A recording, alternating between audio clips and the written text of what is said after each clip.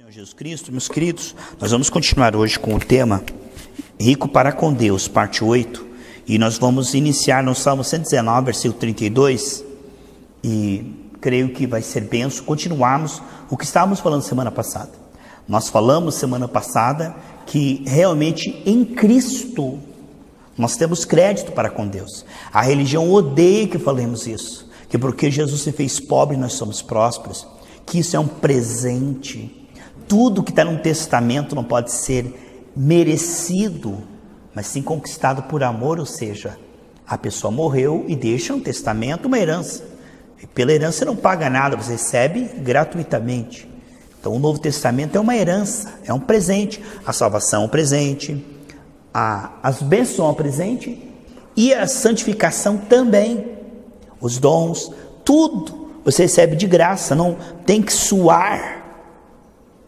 E também não tem que tentar se esforçar, nem se culpar para parar. Não, você crê e Deus te torna. Como um cego chegava diante de Jesus e ele se tornava alguém que enxergava. Então Deus que torna o pecador santo, é Deus que torna o nosso desempenho de medíocre para excelente. Ele torna, o Filho vos libertar. Nós buscamos conhecimento, mas enquanto você está buscando conhecimento, Deus te liberta.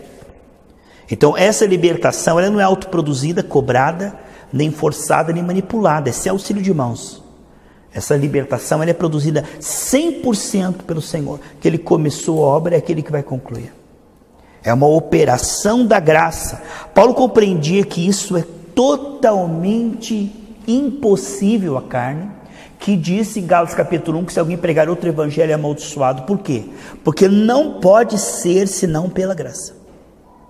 Se você colocar o legalismo, a participação do homem no processo, você vai estragar tudo. Um pouco de fermento libera toda a massa. Aqui nós temos que ver que se você colocar uma gota de veneno num refrigerante, num suco ali, já acaba com tudo. Nós precisamos compreender que é pela graça somente. Ele vai gerar um novo querer, um novo efetuar, um novo desempenho.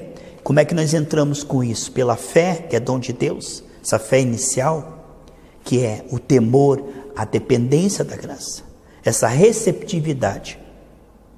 Tanto que a palavra abençoado, quando Deus começa lá em Gênesis, e Deus os abençoou lá em Gênesis capítulo 1, e Deus os ajoelhou, Deus os tornou acessíveis, atentos, receptivos. Ser abençoado não significa você merecer a bênção, significa você receber. Agora, a queda produziu fortalezas de resistência a Deus e vulnerabilidade ao mal. O homem, ele é facilmente influenciado pelo mal. Qualquer coisa o irrita, qualquer coisa o preocupa, qualquer coisa o seduz. Entende? O homem se tornou muito frágil para ser invadido pelo mal. Tanto que Jeremias 15:11, o Senhor diz: te fortalecerei para o bem. O homem, desde a queda, ele se impressiona com o mal, que vem de jornal, é notícia ruim, né? O homem, desde a queda, o que acontece? Ele é vulnerável ao mal. Agora, quando o Senhor começa a operação da graça a trabalhar em nós, Ele vai mudar essas disposições milagrosamente. O nosso querer vai mudar. Como é que esse querer muda? Primeiro, pela concordância. Amós 3:3 diz: andarão dois juntos, estiverem de acordo. A concordância em 1 João 9 diz: se nós confessarmos, o sangue de Jesus purifica. Esse é o primeiro ponto. Você vai ler a palavra, em vez de ficar bravo com o pregador, em vez de se irritar com a pregação, você concorda com ela e diz: eu preciso me arrepender nessa área, eu concordo que isso é pecado. Aqui está o começo da cooperação, aqui está a fé. Depois de você concordar e confessar, você continua orando, Deus vai te levar para o arrependimento, que é o dom do arrependimento.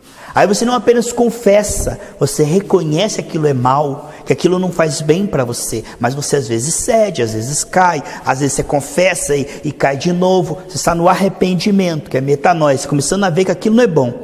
Aí depois Deus leva para o terceiro nível, que é a perfeição. Se o Filho vos libertar, verdadeiramente sereis livres, que Ele diz: farei com que vocês tenham nojo do pecado. Aí você não faz, não é porque a religião não permite, porque vai para o inferno, porque perde a bênção, porque o povo vai descobrir, é porque eu não quero, eu não preciso disso.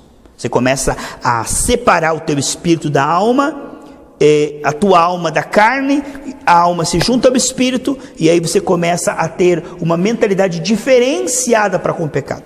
A palavra arrependimento, mudança de mente, significa que eu vou ver o pecado agora como algo nojento, não como algo que eu quero, mas a minha carne continua querendo.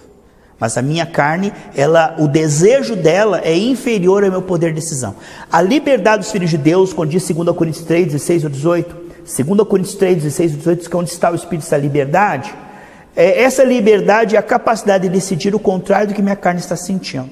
Eu posso sentir esse desejo na minha carne, pensando, sentindo, desejando, mas eu no Espírito posso decidir, não, eu não cedo, eu não quero, isso não presta.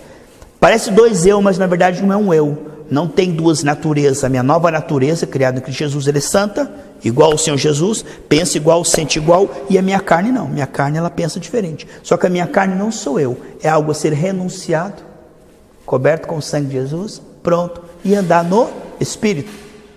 Aqui no Salmo 119, versículo 32, diz assim: eu percorrerei o caminho dos teus mandamentos. Ou seja, eu vou andar nessa vida que Adão e Eva perderam.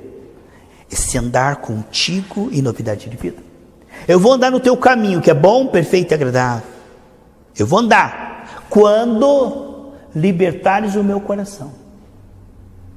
Então o desempenho exterior é sempre o efeito de uma operação da graça no interior. A libertação, ela é de dentro para fora. Não adianta mudar o comportamento, vai continuar gostando. Faz com tristeza, faz por medo, faz porque o povo vai ver, faz porque perde a bênção. Mas não faz com alegria, não faz por amor a Deus. Então, a libertação genuína não mexe com o desempenho primeiro. Tanto que tem pessoas que continuam errando, mas elas já estão pensando que aquilo é ruim. Já mudou lá dentro. Antes elas faziam, tinham prazer, hoje elas fazem e têm horror. Então o processo já começou. Esse é o processo genuíno. Aqui diz: percorrerei o caminho dos teus mandamentos quando alegrares o meu coração. Diz aqui a revista atualizada. Já é corrigido, diz: quando dilatares o meu coração. O coração está tão mesquinho, tão pequeno, tão dilatar. Me lembra do que Paulo falou lá em 2 Coríntios. Vocês dilatem agora. Vocês estão limitados em vossos afetos. E então, limitado em vossos afetos, vocês amam aquilo que vai levar vocês para o inferno. Mas agora, quando entra o novo Espírito, aqui ó, eu andarei nos teus caminhos quando tu libertares o meu coração. 2 Coríntios 6, 13, que fala: dilatem o seu coração. Entregue o seu coração. Provérbios 23, 26 diz: filho meu, dá-me o teu coração. A cada dia que nós damos o nosso coração, esse é o culto racional, que é oferecer o vosso corpo como sacrifício vivo. O culto racional é aquele culto onde existe pregador que é profeta de Deus, que é mais raro do que o ouro. Nos últimos dias haveriam muitos falsos profetas, Mateus 24 a 24. Então, bem-aventurado você que está ouvindo aqui pela internet, que na tua igreja tem um pastor que se importa com a tua alma e que ainda prega o evangelho de Pedro, Paulo e João. Por quê? Porque se você não ouvir essa mensagem, você não vai orar essas coisas. Não. Você vai orar pela tua vida financeira, tua vida familiar, você vai orar por tudo aqui fora. Mas, irmãos, mais raro do que um ouro dos últimos dias, é um profeta que em cada culto ele te incentiva e te desafia do ponto A para o ponto B. Perto de Deus, mais perto de Deus. Conheçamos e prossigamos em conhecer. Todo profeta que cria uma atmosfera que chama-se lavar os pés, né? Onde você tem confiabilidade, quebrantamento para mostrar suas sujeiras e ser lavado. Então, isto é, o lava-pés, a mensagem genuína, Euridice, é a mensagem que vai tratar a questão de criar uma atmosfera onde você vai entregar-se, não entregar os seus pedidos, o seu dinheiro, o seu trabalho no templo, mas você vai entregar-se, você vai entregar o seu coração. Cada culto que você entrega o seu coração, ele acrescenta um pouco, ele trabalha, ele tira um pouco da carne e coloca um pouco do espírito. Cada culto que nós não entregamos, nosso coração fica frio, ele fica duro como uma pedra, ele fica insensível, ele fica cego. Ele retrocede. Se você ficar 20 dias numa igreja aí, vai para uma cidade lá e a igreja não prega essa palavra, 20 dias que você se esquece da tua alma e do teu coração, dessa entrega espiritual, só começa a ouvir outras mensagens, outras coisas secundárias. Sabe o que acontece, irmão? O coração começa a ficar insensível, cego, retrocede, ele esfria novamente. Agora, cada dia que você entrega o seu coração, isso é uma questão de continuidade. Porque uma ferida é assim, você passa uma pomada, se você para, interrompe o processo, as bactérias vêm mais forte. Assim, a Bíblia diz em Isaías capítulo 1, que desde a cabeça até a planta dos pés, tudo são chagas podres não espremidas. A nossa alma está no estado lastimável, nós somos feitos em imagem e semelhança de Deus, hoje nossos sentimentos são horríveis, nossos pensamentos e desejos são péssimos, e a pessoa está conformada ali, sentada naqueles sentimentos, esperando a bênção e trabalhando para Deus. Então a religião, ela não trata essas questões essenciais, de dentro para fora. A fé não vai brotar num coração sujo. A Bíblia diz em Mateus 5,8 que aquele que tiver o coração limpo verá a Deus. Então a pessoa está no culto, coração sujo, o que acontece? Não percebe a Deus, não ouve a Deus. Em Isaías 59, 1 e 2, que você olha para lá, Deus está lá, mas é como uma nuvem, Deus não consegue ver Deus porque cria uma cortina o pecado não confessado. Aí a pessoa, ela vai para o culto, não sente a Deus, ora, não sente a Deus, lê a Bíblia, não entende a Bíblia, a vida dela não vai, irmão. Por quê? Porque ela não está sendo trabalhada, limpa por dentro. Um falso profeta trabalhará questões secundárias. Ele falará da tua vida financeira, ele vai falar da tua vida, qualquer área, mas ele não vai te ensinar o como. Eu posso dizer para você como é que você pode ficar rico na Suécia, mas eu nunca vou te explicar o como, então fica só uma teoria bonita. Tem esse evangelho psicológico, ele fala, mas não te diz como. Então você não sai do ponto A do ponto B, você concorda, acha bonito, mas nunca vai viver aquilo. Porque sem um coração limpo, lá em Isaías 35,8 diz que é um caminho. Há um caminho que o sujo não passará por ele. Então o caminho existe, ele está encoberto, ele está inacessível. Você quer, você sonha, diz que muitos vão querer e não vão conseguir entrar no caminho do Senhor. Vão se esforçar, mas não é pelo esforço, é pelo entendimento, é pela renovação da mente. Não é por querer, desejar, se esforçar, é pelo método da graça. Quando tu libertares o meu coração, eu andarei nos seus caminhos. Aí eu começo a avançar. Aí eu entro no caminho e começo a perceber, de glória em glória, de fé em fé, e sou transformado. Aí minha mente começa a mudar. Aí eu começo a experimentar a boa, perfeita, que é da vontade de Deus. Aí aquilo que é teoria para uns, para mim vai ser realidade. Ai, que legal, Jesus falou que se eu crer eu vou curar enfermos. É tão bonita essa palavra, me emociona. Está o outro lá pondo a mão lá e as pessoas sendo curadas. Olha a diferença entre a teoria e a prática. Entre a religião bonitinha e vida. Olha o que diz João 5, 39 e 40. Então a religião se conforma com o que, Rosa? Saber sobre. Aumentar o conhecimento a respeito de... Tá bom. Não era assim os fariseus? Eles sabiam que Jesus ia nascer, mas não levantaram da cadeira para ir lá na manjedoura ver Jesus. Então, estudaram, quando Jesus apareceu, eles não foram lá. Então a religião, ela estuda e continua mesquinho, egoísta, fofoqueiro, mexeriqueiro, mundano, preguiçoso, carnal, sensual, e continua. A vida passa, irmão, parece um guarda-chuva, passa a chuva aqui, escorre e cai no chão. A pessoa não é transformada, a pessoa não é liberta. A pessoa diz, acabou o verão, findou a cega e nós ainda não estamos salvos. Então a religião, ela engana em banho-maria, parece que a pessoa está evangélica, mas o coração dela continua o mesmo. As atitudes, os gostos, o mesmo. As músicas, as mesmas. As conversas, as mesmas. Os desejos, os mesmos. Não há mudança.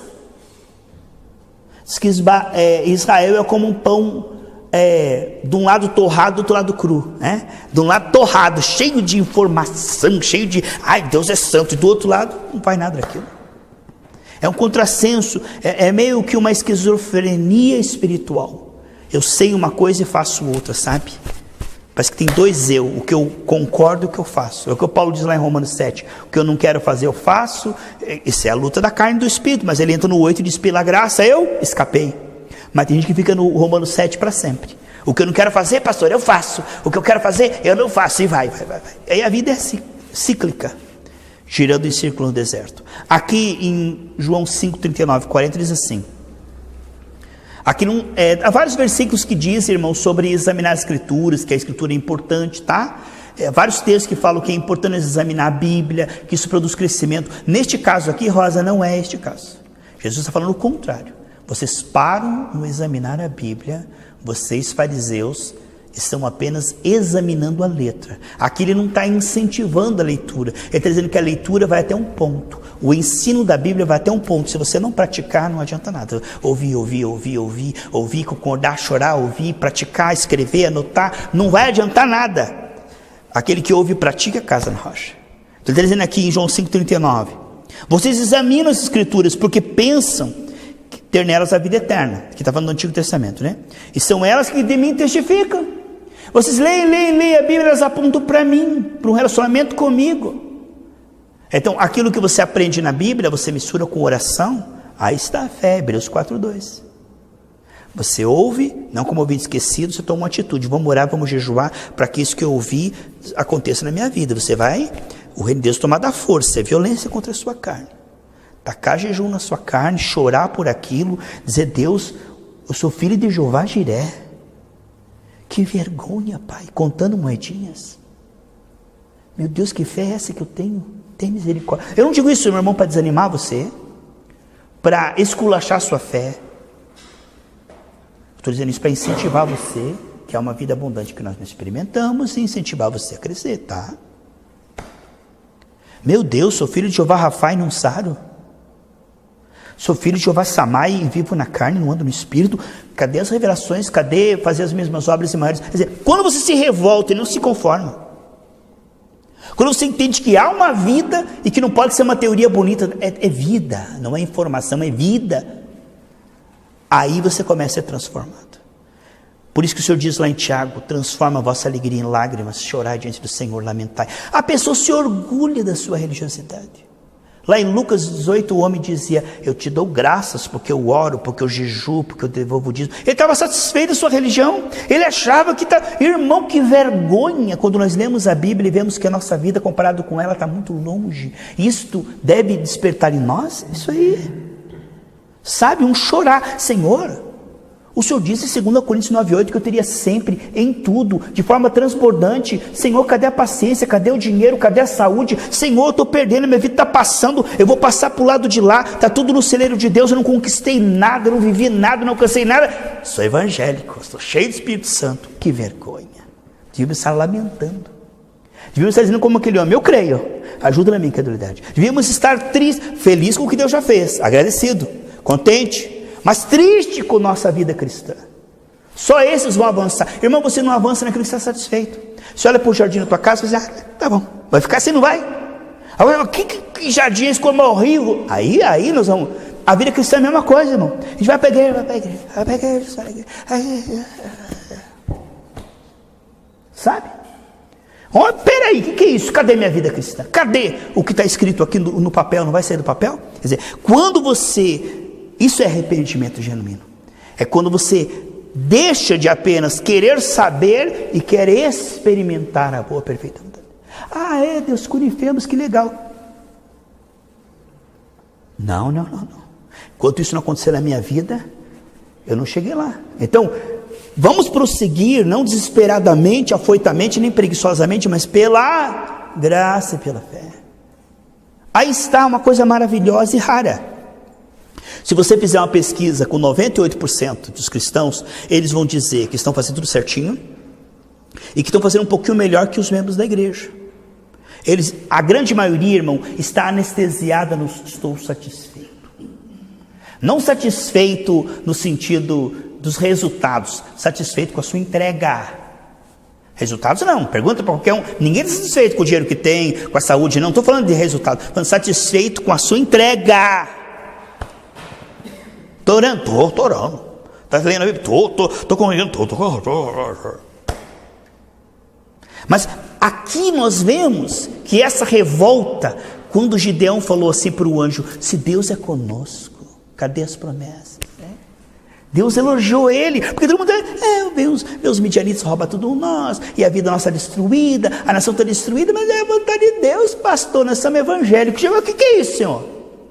Se nós somos teu povo, se o Senhor está conosco, cadê a vida abundante? Deus falou, vai nessa força. Entendeu? Essa revolta santa contra os efeitos da queda, que Jesus pagou na cruz do Calvário. Irmão, Deus não é bipolar.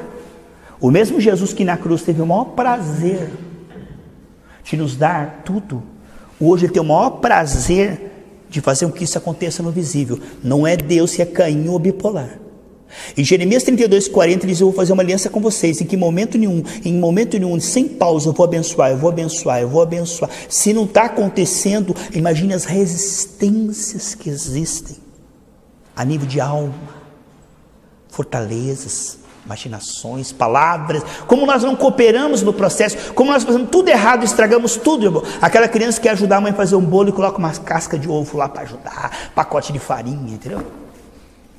A gente não imagina o quanto a gente resiste à graça, e o pouquinho que Deus consegue, Ele abençoa, irmão.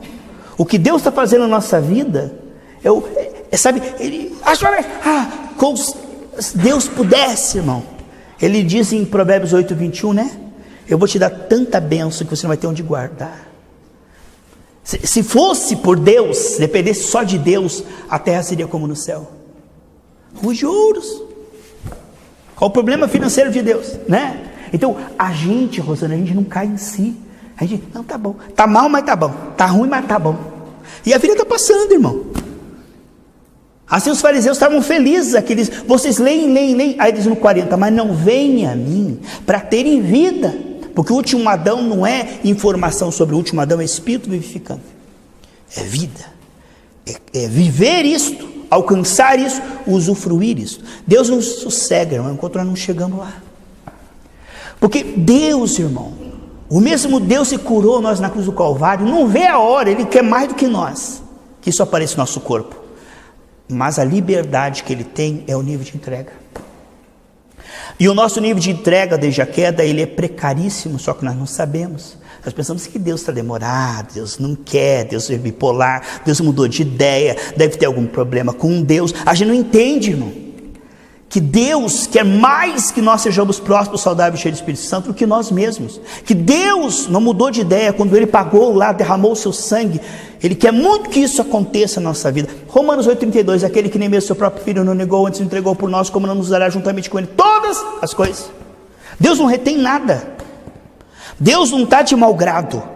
Deus não está com a sua mão encolhida, com o seu ouvido agravado, dizendo assim, hoje eu não estou afim, não. Deus não é assim, irmão.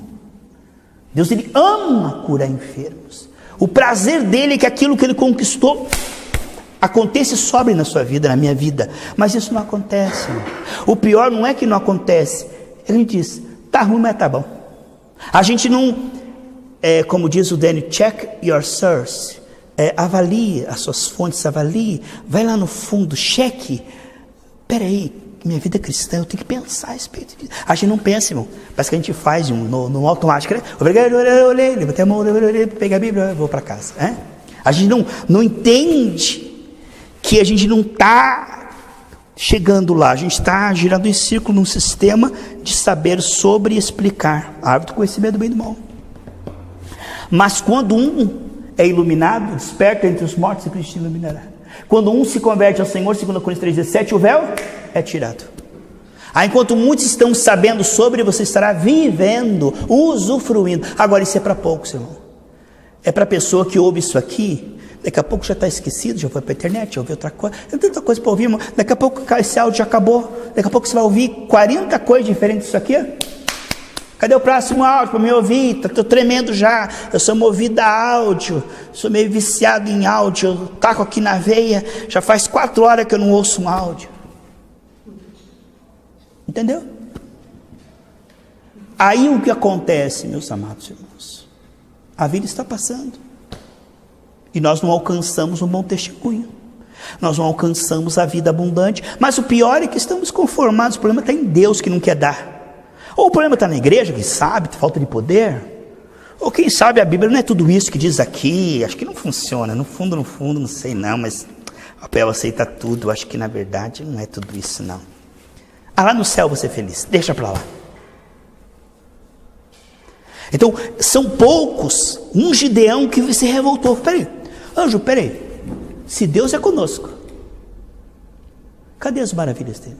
Cadê o seu poder? Olha o que está acontecendo com a nossa nação. Você viu que Deus chama pessoas como Moisés, que não aceita a situação de escravidão? Ele, não, peraí, o povo... Ele chama um Gideão que é isso? O que está acontecendo com a nação? Ele chama um Davi que diz, que é isso? O gigante está afrontando a nação. Você entendeu? Você está vendo, irmão?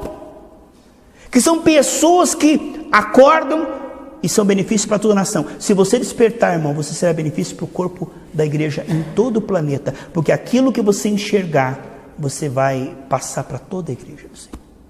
Mas um cego guiando cego, irmão, ambos caem na cova. Essa mensagem...